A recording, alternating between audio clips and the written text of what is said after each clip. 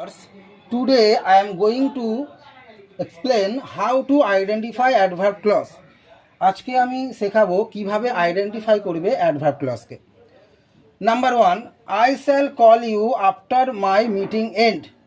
তাহলে এখানে dependent clause হচ্ছে আফটার মাই মিটিং এন্ড। এখানে এই ডিপেন্ডেন্ট ক্লজ আফটার দিয়ে শুরু হচ্ছে, তাই এটাকে বলবো adverb clause of time. Next, she failed the test though she had worked hard।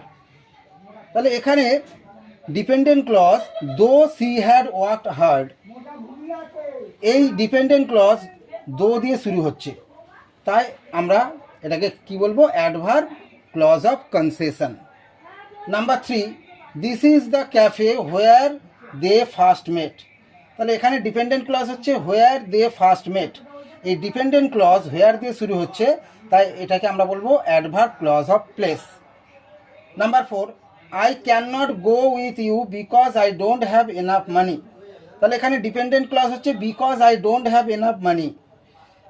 তাহলে এই ডিপেন্ডেন্ট ক্লজ বিকজ দিয়ে শুরু হচ্ছে, তাই আমরা কি বলবো এটাকে adverb clause of cause or reason. Number 5, unless you are trained you can not participate. তাহলে এখানে ডিপেন্ডেন্ট ক্লজ হচ্ছে আনলেস ইউ আর ট্রেন্ড। তাহলে এই ডিপেন্ডেন্ট ক্লজ আনলেস দিয়ে শুরু হচ্ছে, তাই এটাকে আমরা বলবো adverb clause of condition. Thank you.